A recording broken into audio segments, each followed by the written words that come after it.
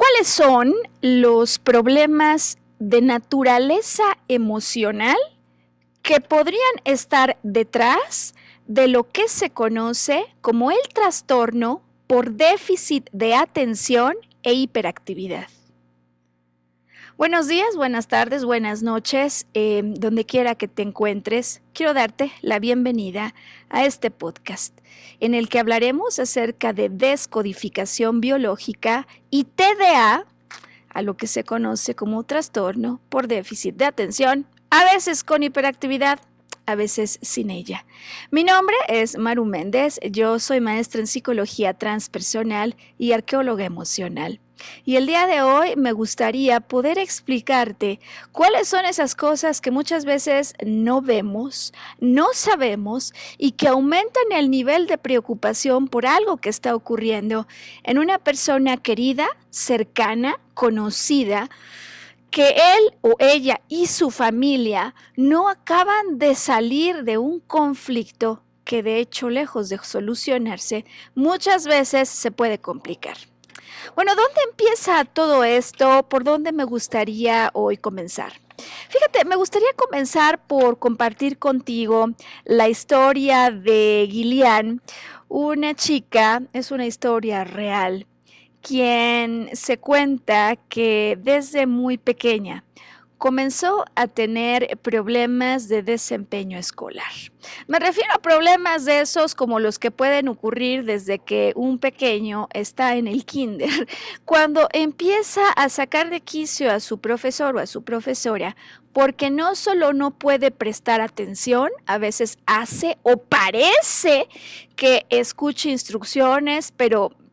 no las puede seguir. Cuando se pide que estén en silencio, justo es cuando más quiere tener actividad, conversar o incluso atrever a hacer cosas que alguien podría imaginar que son peligrosas.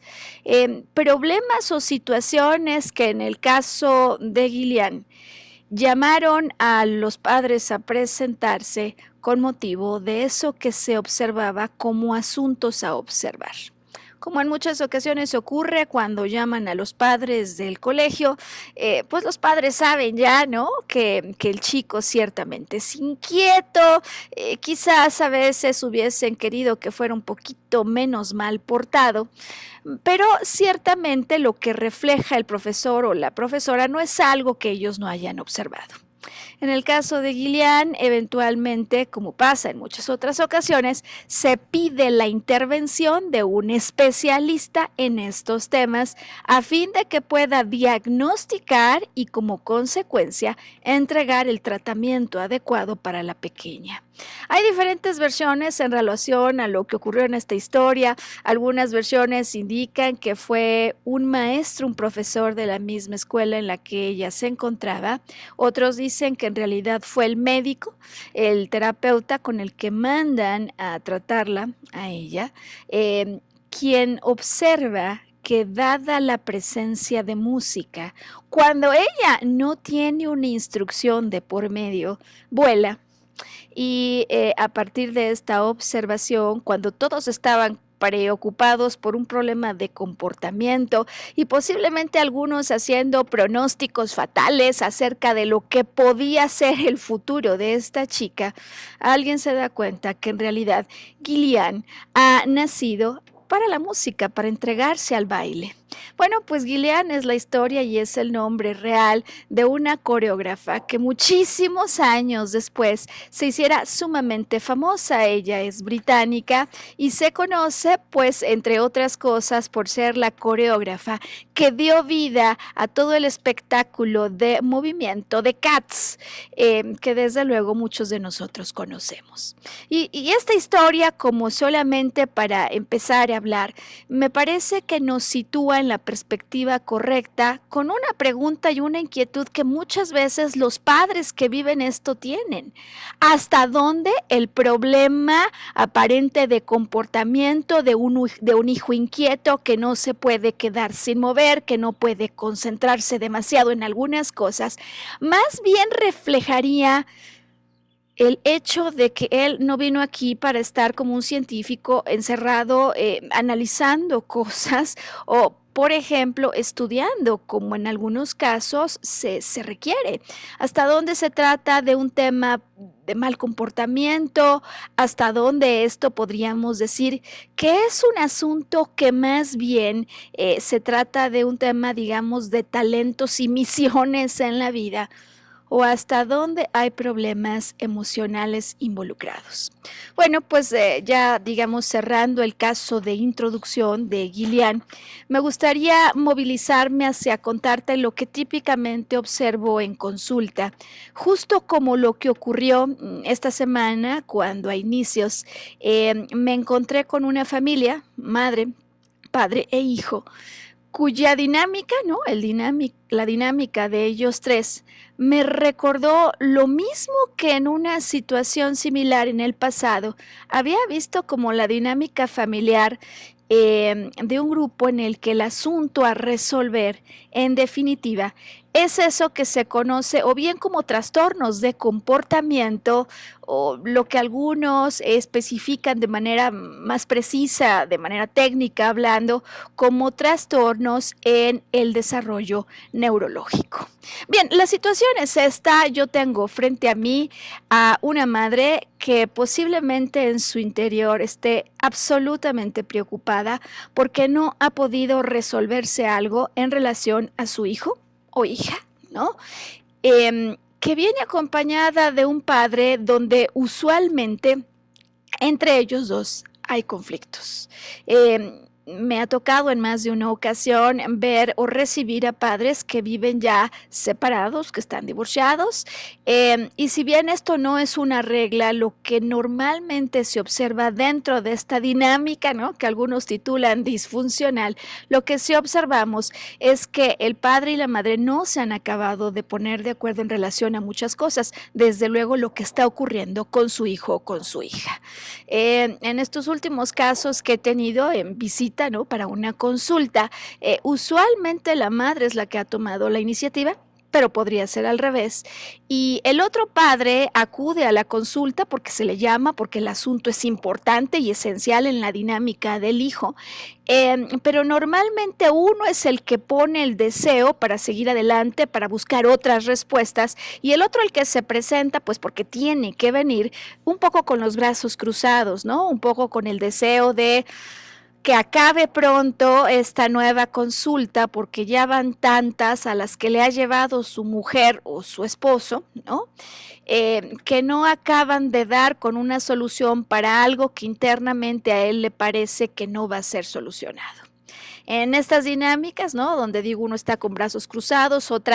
otro normalmente toma el rol de liderazgo durante la entrevista en explicar lo que ha pasado, dónde cree que pasó, cuántos médicos han visitado, etcétera. Usualmente el hijo que manifiesta el problema se mantiene en silencio hasta que en algún punto interrumpe el diálogo y usualmente si bien deja correr el hijo mucho de lo que parece que es el escenario orquestado por la madre o el padre, que nuevamente están haciendo un intento desesperado por ayudarlo. Eventualmente siempre me encuentro en esa dinámica con un hijo que llegado a un punto rompe en desesperación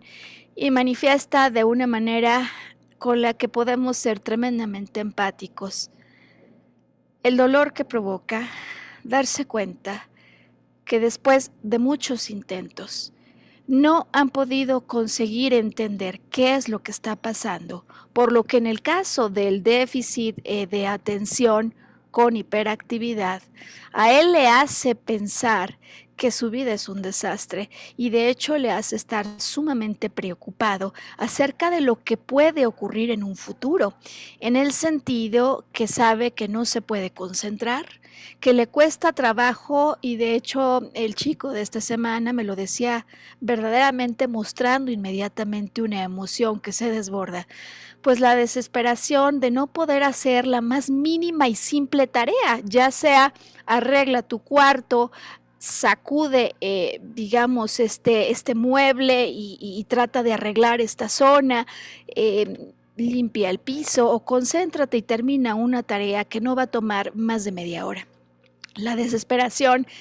que el chico siente porque llegado este momento, el hecho de no poderse concentrar o el hecho de más de tener que estar disperso, parece que es algo que excede por completo su voluntad y que además normalmente ya llegado ese punto en el desarrollo del chico o de la chica, está empezando a tener repercusiones que pueden tener implicaciones serias. No es lo mismo que uno vaya de un kinder a una primaria, que a la mitad de la primaria uno se cambie y consiga otra escuela para el hijo, que en determinado momento el hijo se dé cuenta que no puede ir adelante con un nivel universitario,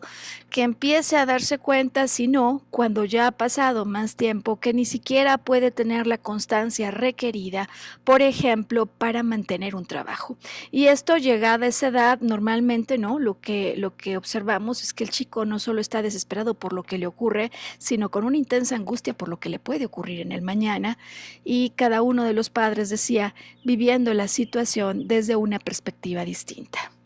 Con esto me parece que puedo hacer una introducción que seguramente resultará resonante con la vivencia que tengas tú en el caso de algún hijo o de algún conocido, el hijo de algún ser querido, ante lo que muchas veces, después de muchos intentos, parece que no hay una solución que pueda ayudarnos a resolverlo.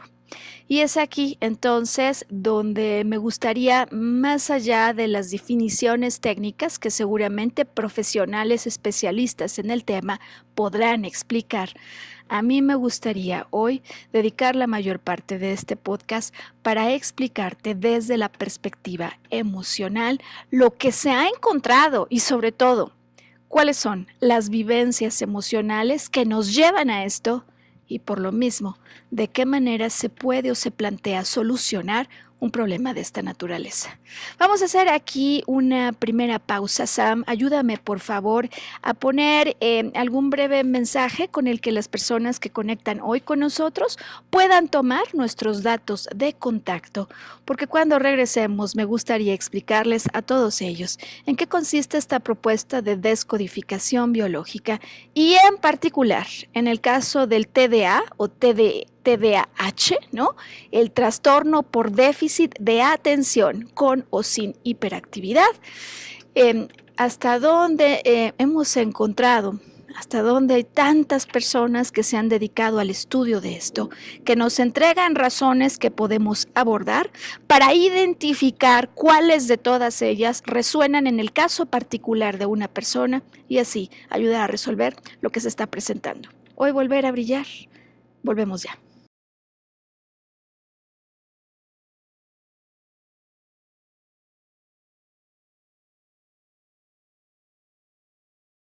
Bien, pues hemos iniciado hoy hablando de algunos ejemplos que nos remontan a eso en lo que consiste el déficit de atención con o sin hiperactividad, del que decía que muchas veces los padres se dan cuenta desde bien temprano, si bien no con el nombre técnico, porque no es que uno cuando ve a un hijo de 4 años inmediatamente concluya, esto es TDA. No, desde luego se empieza a dar uno cuenta de las manifestaciones que esto tiene, porque usualmente esto ocurre desde muy temprano y tiene repercusiones en más de un ámbito, es decir, no solo pasa en la casa, sino que también usualmente se reporta en la escuela. Aquel que tiene esto que técnicamente se describe como TDA, TDAH, puede tener cualquiera de 3 condiciones, digamos, predominantes.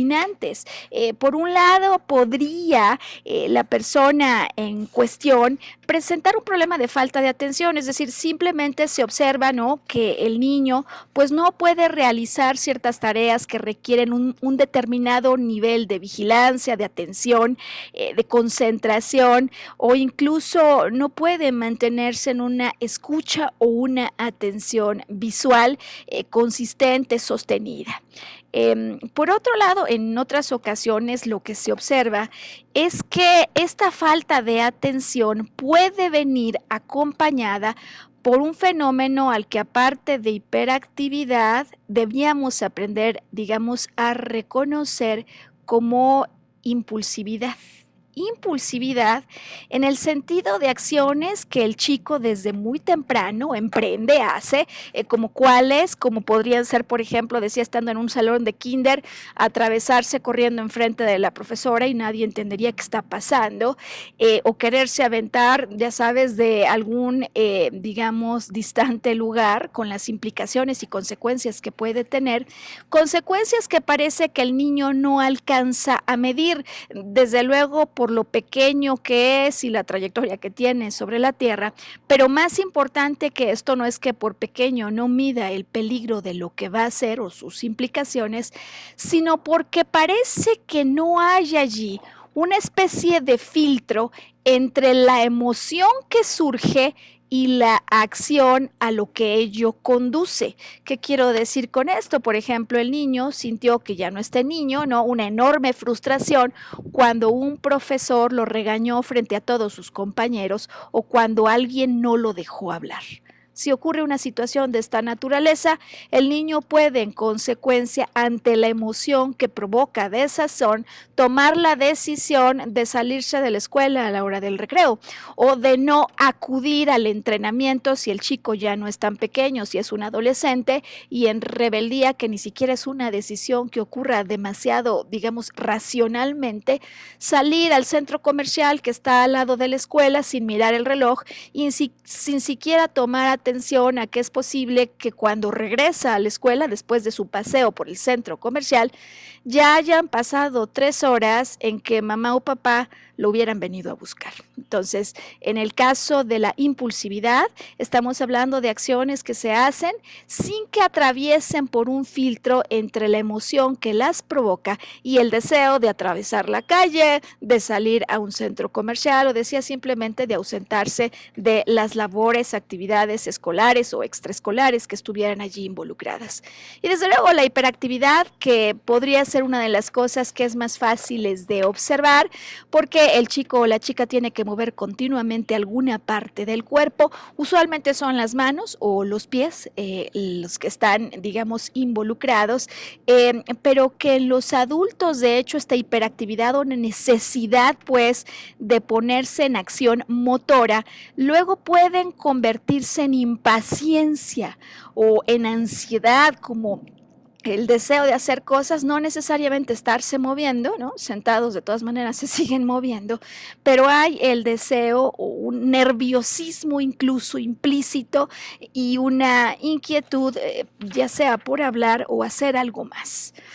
Bien, los padres, decía yo, que usualmente no,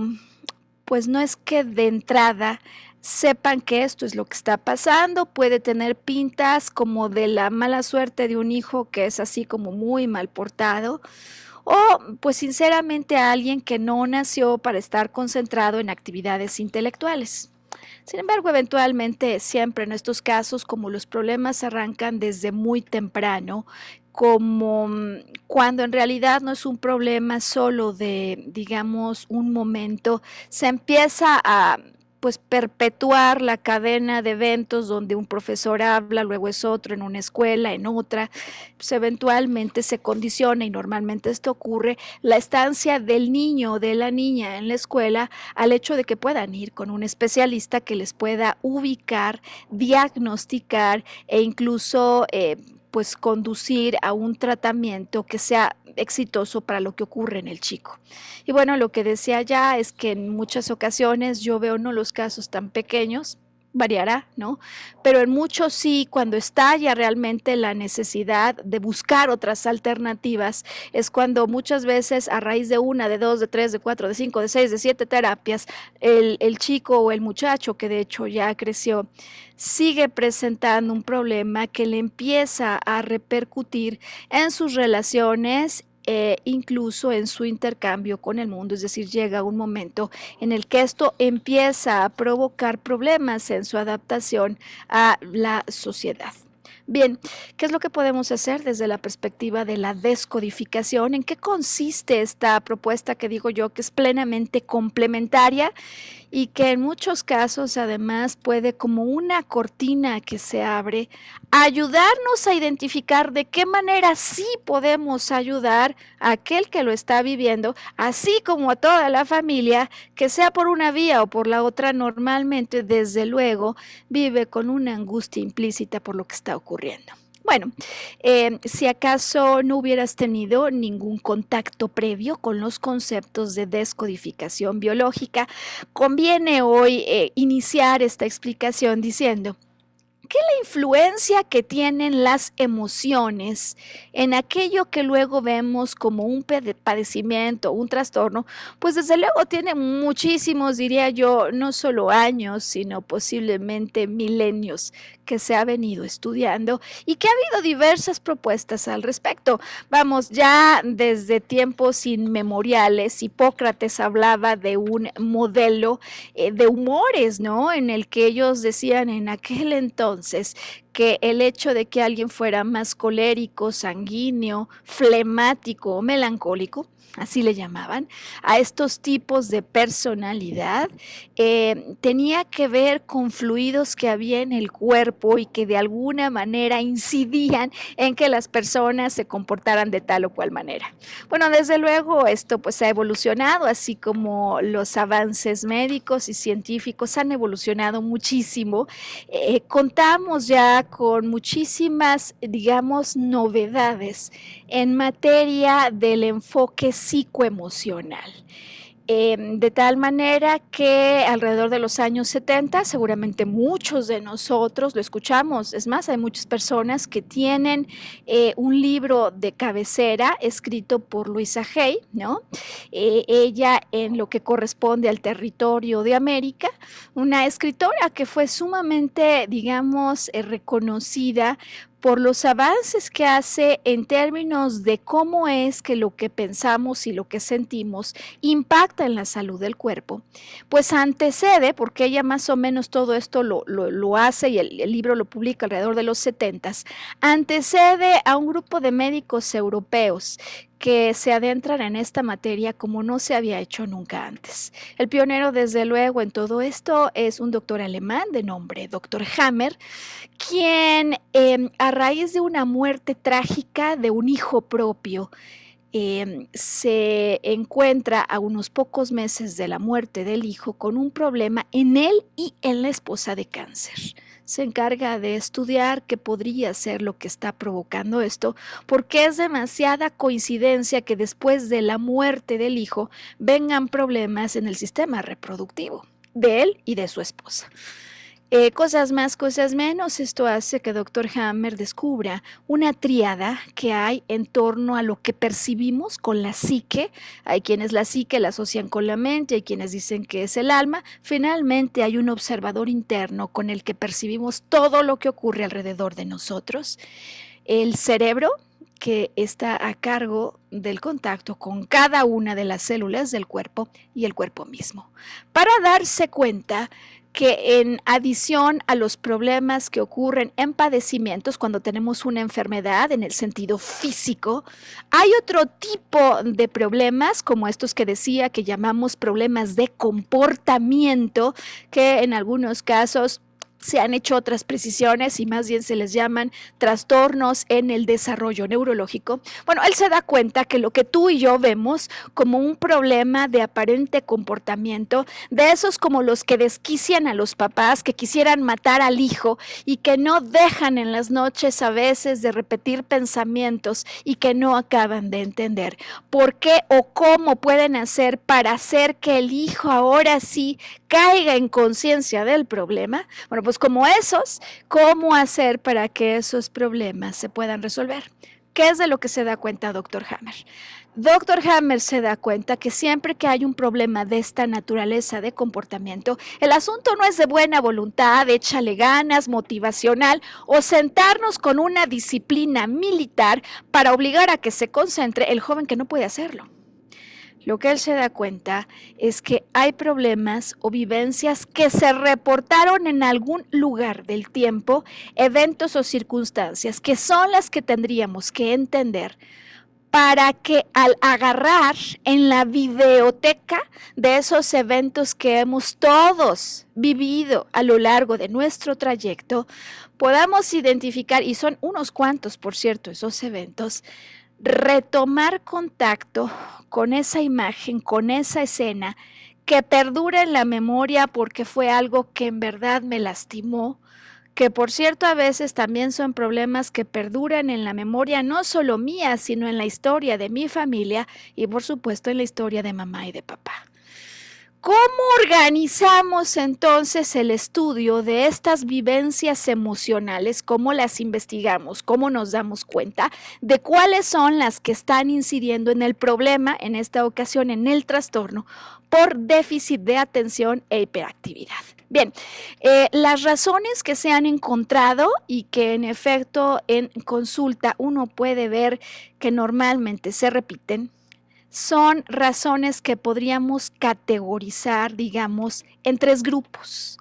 Razones de vivencias emocionales que podemos identificar, seguir la traza en la propia vida de la persona que está presentando el problema de trastorno por déficit de atención. Vivencias, digamos, que se presentan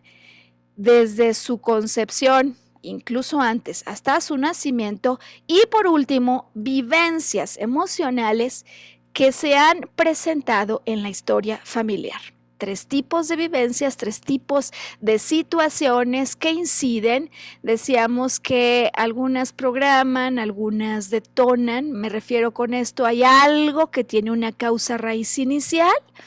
Y después luego hay acontecimientos que generan esos picos o variaciones que ven los padres y que los hijos también, por supuesto, se dan cuenta. En este sentido, hablemos entonces de las primeras antes de hacer una pausa. Vivencias en la historia del niño, que puede ser un chico o puede ser ya un adolescente o un joven, como el de 21 años con el que me encontré esta semana. ¿Cuáles son el tipo de vivencias que caracterizan eso que se vive con una enorme desazón y que es como si provocara un cortocircuito en el cerebro cuando se presenta esto? Bien, la vivencia número 1 que experimenta el chico o el joven o la chica que vive lo que se ha diagnosticado como trastorno por déficit de atención e hiperactividad suele ser una vivencia o un conflicto donde aquello que se percibió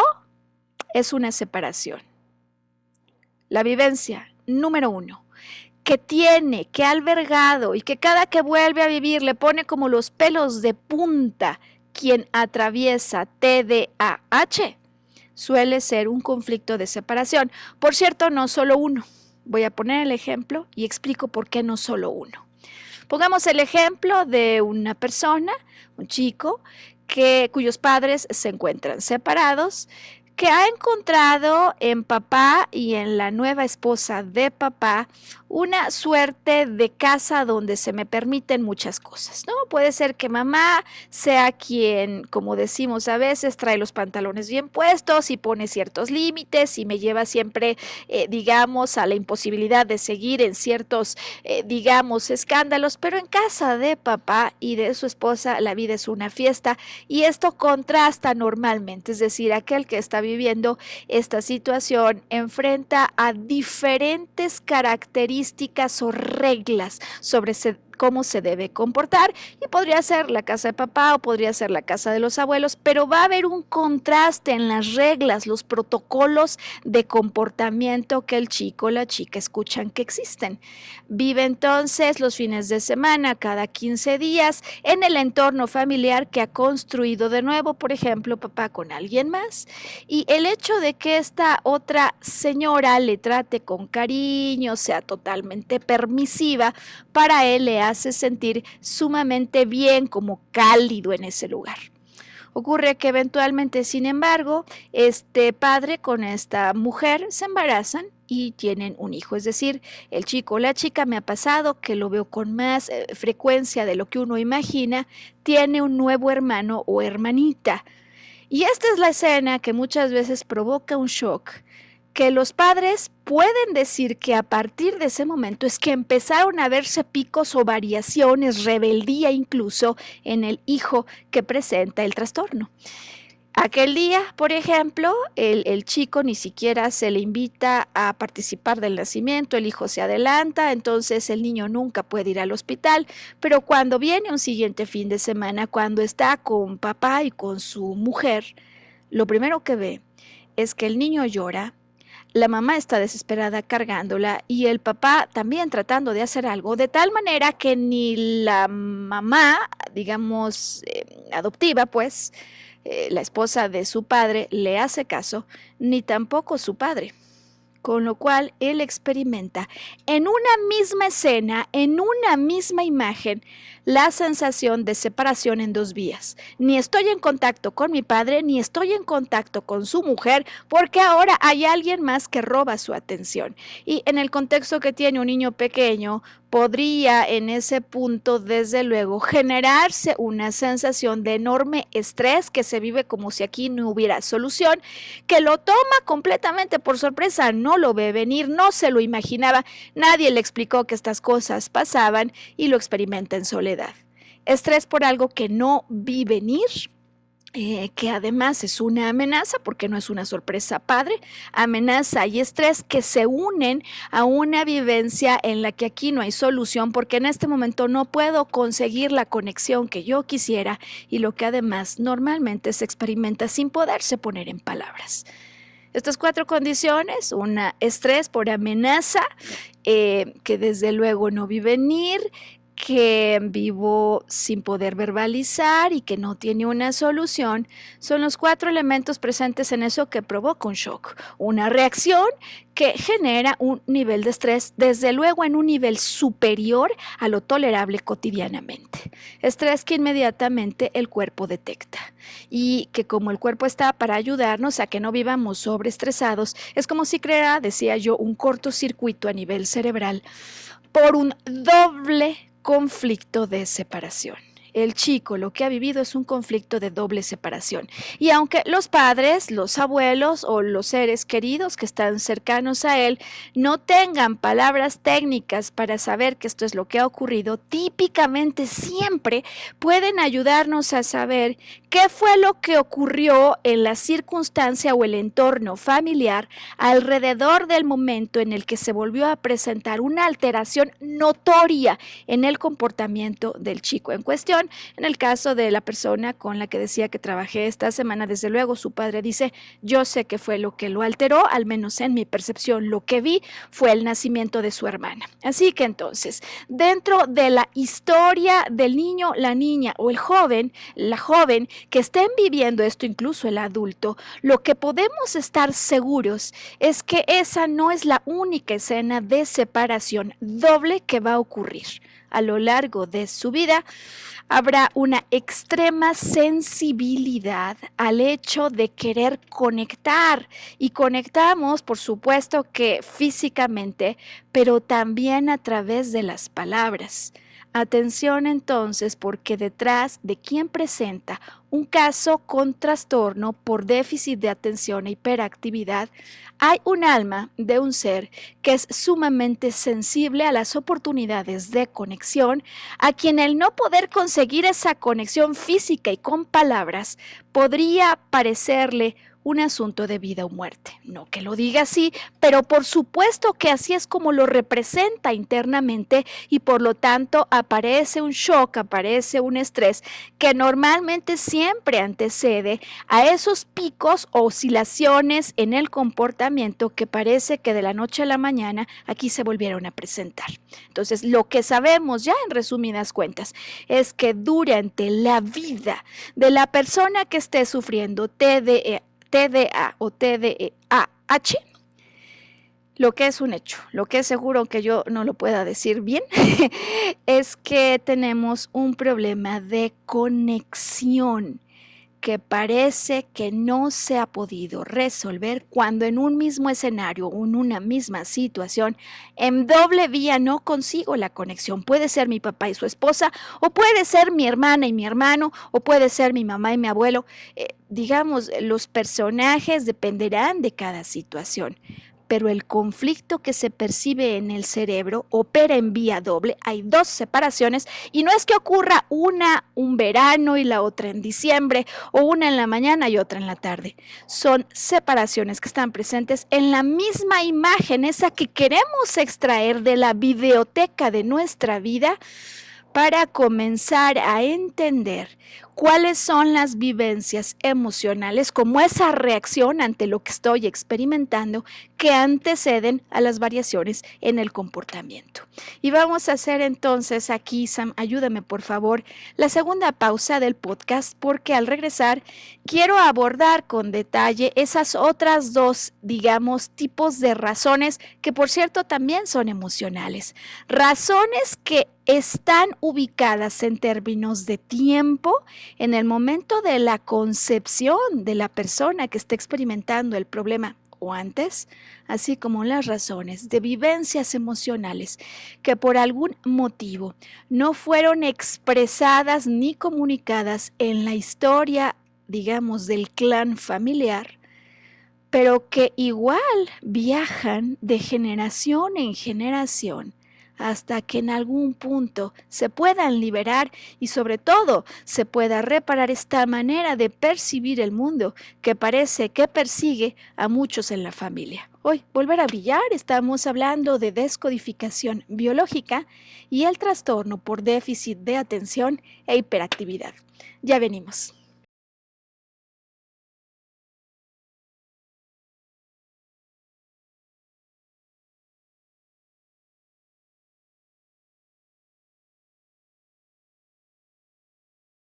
Bien, pues hoy que estamos hablando acerca de este trastorno que decía que muchas veces es que toma por sorpresa a la familia, quien no sabe si lo que tiene el hijo o la chica es un tema de voluntad, es un tema de disciplina, una cuestión que se debería de poder arreglar si él tuviera más ganas de resolverlo,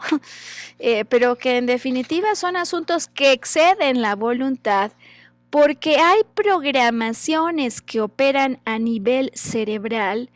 y que se detonan estos programas toda vez que vuelvo a vivir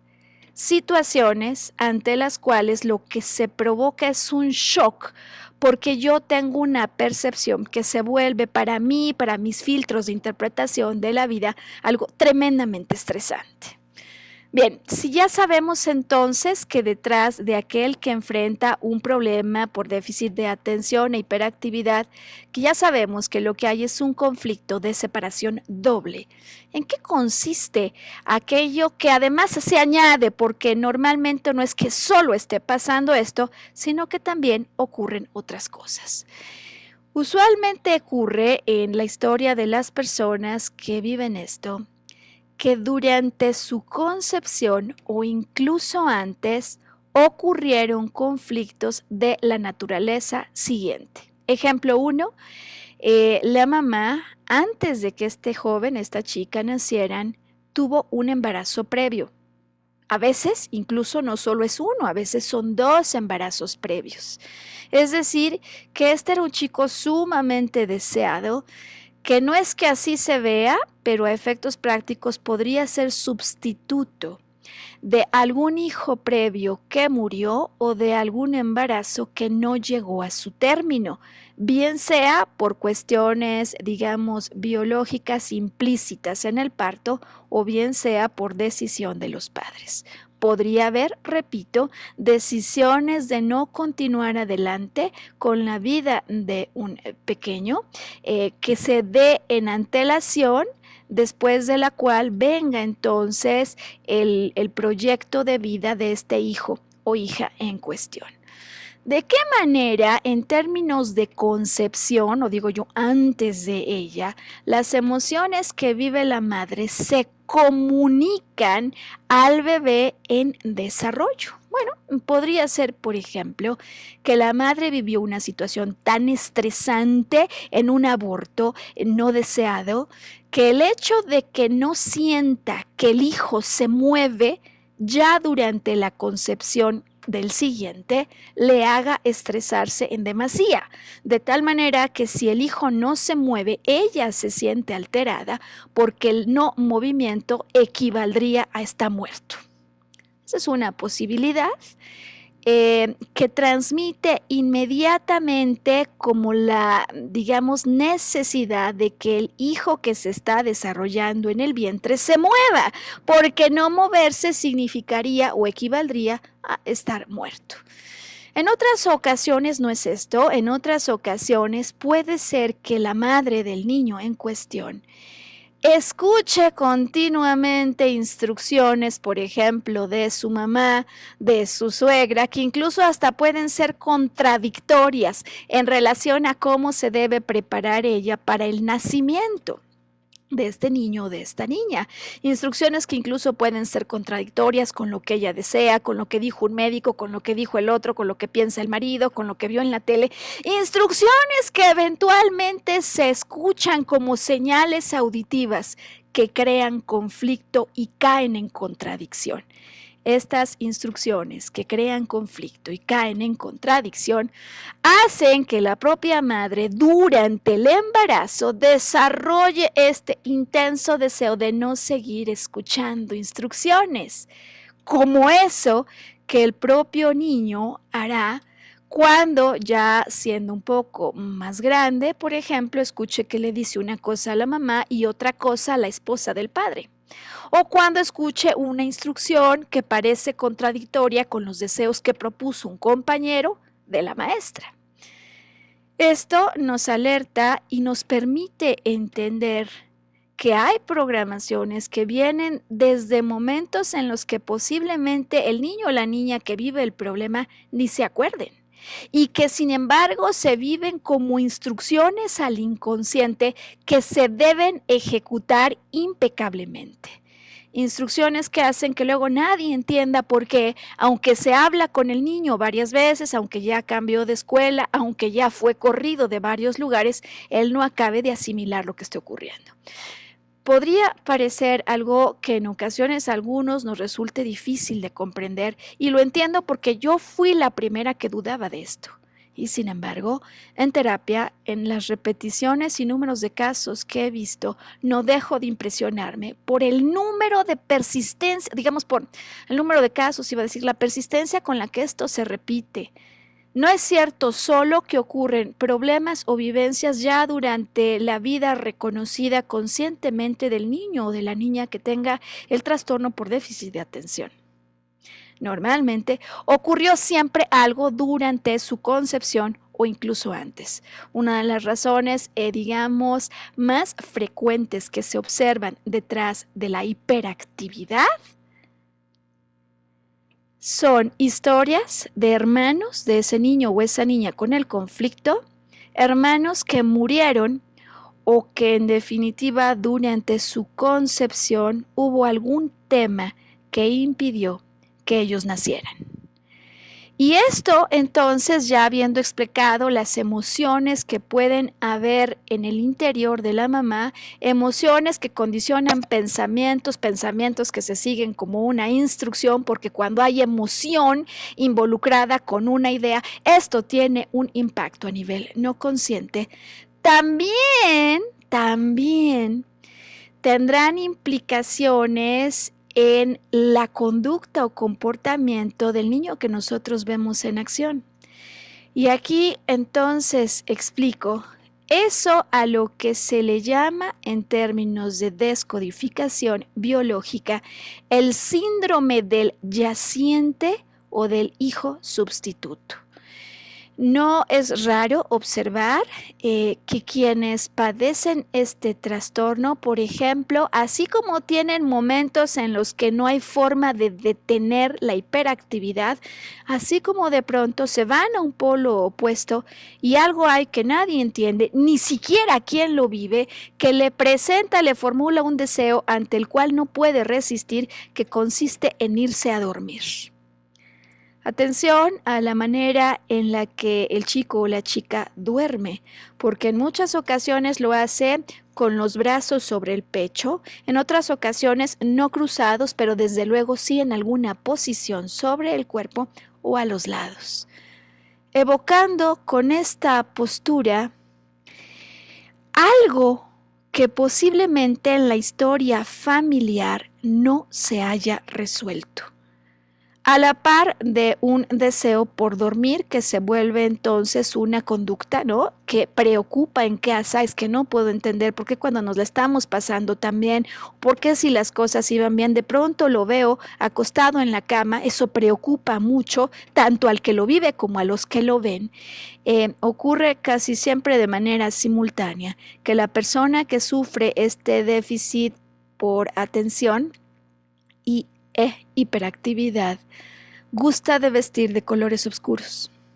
Gusta de vestir de colores oscuros. Negro. Con lo cual, al hilar el gusto por este color, así como la posición que toma para dormir, inmediatamente podemos recibir el mensaje de lo que él está tratando de decir con este comportamiento. Porque debe haber en esa familia, en esa historia, algún caso de un hermano o una hermana que murió, que él ha venido a sustituir, él o ella, haya sido deseada, digamos, la llegada de aquel que luego, por algún motivo ajeno a la voluntad de los padres, pierde la vida, o haya sido un aborto voluntario. Esta postura nos refleja la necesidad de hacer un duelo que quedó allí pendiente a alguien que murió y a quien él, a manera no consciente, desde luego, está sustituyendo. Representa con su conducta un mensaje y es: aquí hay que hacer un duelo que quedó pendiente. Me refiero a un duelo que desde luego tiene todo que ver con asuntos emocionales que posiblemente no se liberaron, o en el caso de la madre, o en el caso del padre, o en el caso de ambos. Y he visto situaciones donde el hecho, por ejemplo, de que hubiesen quedado embarazados muy temprano, ante incluso eventos pues que podían ser al parecer incomprensibles. O sea, no entiendo cómo, me decía alguna vez alguien, me embaracé, pero si es que ni siquiera acabamos de tener una relación íntima.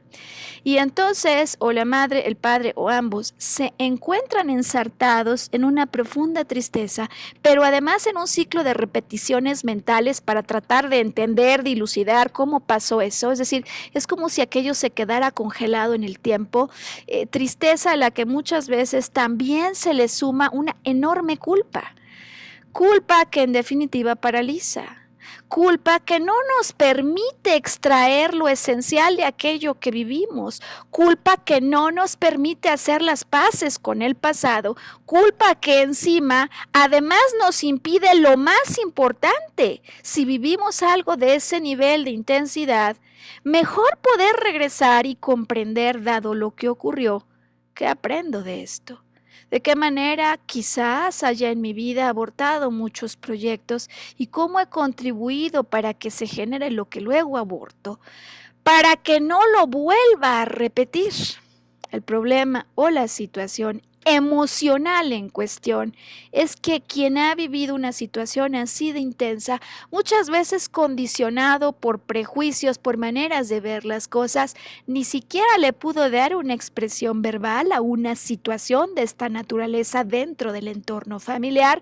y ni siquiera acabó de poder expresar y ponerse de acuerdo consigo mismo en los pensamientos que se generaban, pensamientos que muchas veces nos torturan y no nos ayudan a dar un paso adelante, pensamientos, prejuicios y moral que nos deja como si estuviésemos crucificados en culpa. En lugar de poder bajar, tomar perspectiva, respirar con calma, entender de qué manera lo que hicimos de alguna forma entrega una participación a raíz de la cual yo pueda tomar conciencia a raíz de la cual pueda tomar mejores decisiones en mi vida actual.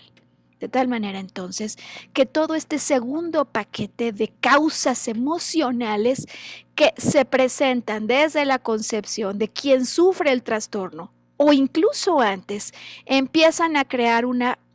presión emocional que desde luego la madre transmite al hijo desde esos primeros momentos en que está allí, a la que de alguna manera entonces seguirán programaciones inconscientes o que bien tienen que ver, decíamos, con que el hijo se mueva en exceso, porque si me quedo sin movimiento es como si me quedara muerto, porque no puedo escuchar instrucciones que me alteran, como quizás le pasó a mamá, o porque simplemente algo haya ocurrido en el pasado que necesita una liberación emocional, una aceptación de las emociones que provocó, pero sobre todo una capacidad de entrar en empatía con uno mismo, de abrazarse por lo que ocurrió, porque si no podemos ser nosotros los primeros que entendemos lo que ocurrió, que nos comprendemos y que nos perdonamos, se va creando esta presión que parece una olla express que eventualmente revienta cuando mi hijo está haciendo un duelo que de alguna manera no he acabado de hacer.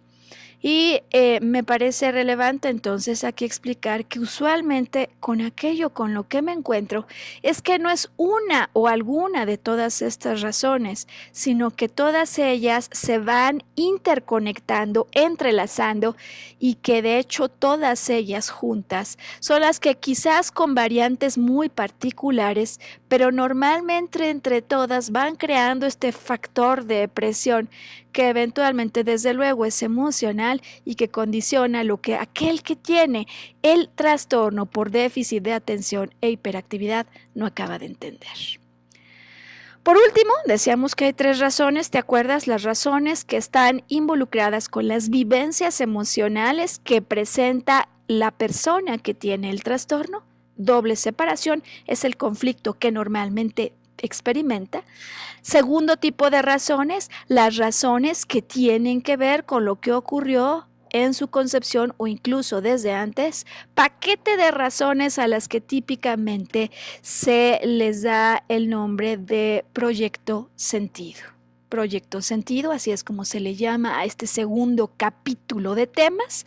que programan reacciones no conscientes en aquel que después no puede entender por qué le pasa esto.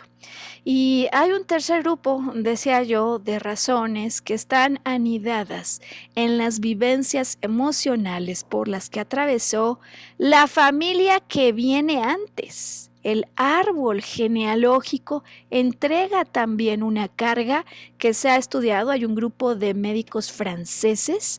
que lo descubrieron hace algún tiempo y lo han estudiado con muchísimo detalle, presión que se transfiere por ahí de la tercera o cuarta generación. La bisabuela, quizás la abuela, o el bisabuelo o la abuela. ¿De qué manera? En el sentido que usualmente, así como hay conflicto de doble separación, así como hay un problema en términos de huir de las instrucciones que parecen contradictorias, así como además hay un conflicto porque posiblemente aquí no se haya seguido el duelo emocional en relación a la muerte de un hermano que vengo a sustituir. Usualmente siempre en la historia del clan, esto es algo que ocurrió en el pasado. Es decir, que lo más probable es que ni siquiera se haya hablado de esto. Mientras más se haya mantenido algo en secreto, más presión emocional interna genera y por lo tanto más carga condiciona a lo largo de las diferentes generaciones. Decía yo, normalmente en la tercera o cuarta se manifiesta, porque debe haber allí alguien que vive algo muy parecido. Es decir, alguien que vivió una enorme presión para tener un hijo y no lo tuvo, por supuesto no se lo dijo a nadie, o alguien que perdiera un hijo, pérdida que generó un enorme dolor inmediatamente después del cual, por ejemplo, vino la concepción de un siguiente hijo que entonces trae, absorbe toda esa carga. E incluso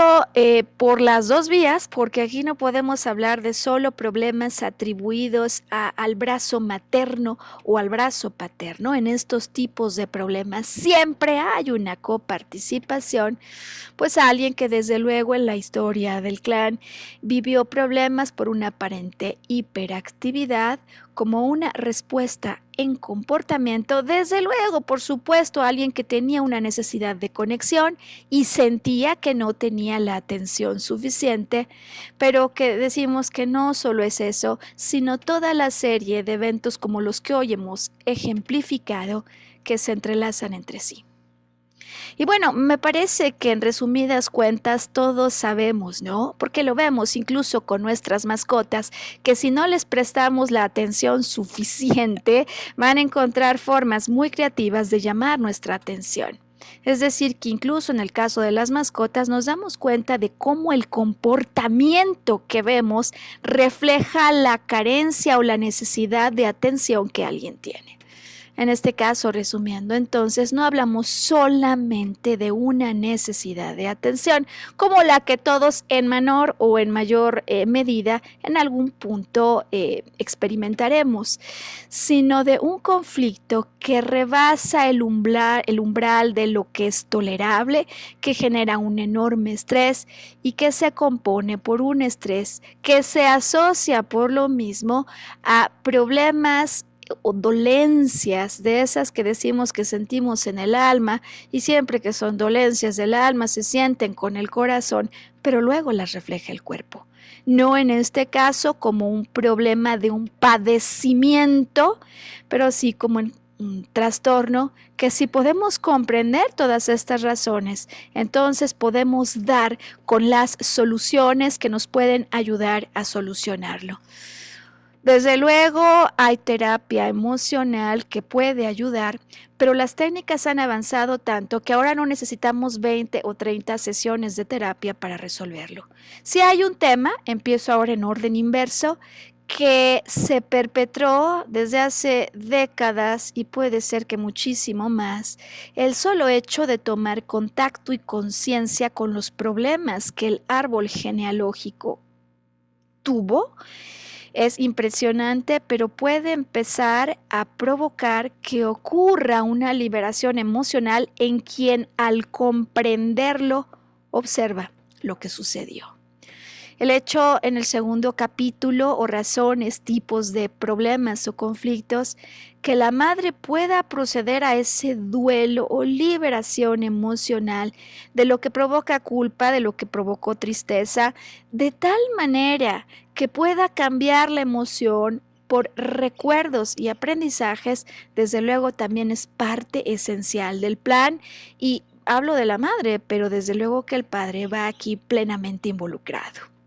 Y por último, en terreno de aquello que conscientemente ya se ha visto, que se corrobora, que ocurre durante la vida de la persona que vive este trastorno, el solo hecho de ir a esa videoteca, jalar las escenas y los eventos, que de hecho siempre son una serie de situaciones que se repiten,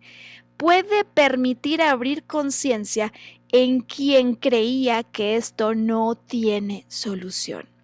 El solo hecho de constatar que es cierto que la mayor cantidad de las veces cuando tengo problemas no es por cualquier cosa, sino porque a lo mejor alguien me habló y me llamó la atención, y esto yo lo vivo intensamente porque para mí es una posibilidad de desconexión, de que hay una autoridad que quiere imponerme, pero además imponerme reglas o protocolos distintos que los que otro me da, y que en todo caso lo que vivo normalmente que antecede a esas variaciones es una escena en la que simultáneamente me percibí separado de dos personas que para mí eran importantes, esenciales en muchos casos. Puede comenzar en cuanto uno abre conciencia abrir perspectivas para cambiar interpretaciones y desde luego eventualmente volver a hablar con la mente no consciente para desprogramar eso, no importa dónde haya ocurrido, y entregar interpretaciones y percepciones, incluso símbolos, que es como nuestra mente no consciente normalmente graba y comunica recuerdos, pues que puedan ser mucho más expansivos. Y que en definitiva, al cabo de este podcast, con toda la información que hoy he compartido contigo, la visión expansiva ahora la tengas para poder impulsar a cualquier persona que se encuentre atravesando por las implicaciones que tiene el trastorno por déficit de atención e hiperactividad, para saber que desde luego hay razones y hay causas raíz, que la carga emocional, que los eventos como los que te he planteado hoy es enorme y que simplemente el hecho de reconocerlos y poderlos liberar va a ser como una piedra angular en su regreso o en tu regreso a la normalidad. Pues que esta información provoque muchísimas cosas, pero desde luego que permita una visión que regrese mayor tranquilidad y estabilidad, como desde la que todo lo que vivimos siempre se puede solucionar. Y que elijas ser feliz y que elijas regresar con nosotros. Cada semana tenemos un podcast que publicamos en nuestra plataforma de YouTube en Arqueología Emocional. O en las transmisiones que desde la plataforma de Yo Elijo Ser Feliz, con el nombre del podcast Volver a Brillar, estamos publicando. Tenemos una página de Facebook que se llama Arqueología Emocional con Maru Méndez, la que te invito a visitar, pues allí estamos avisando continuamente sobre los siguientes temas que vamos a abordar semanalmente.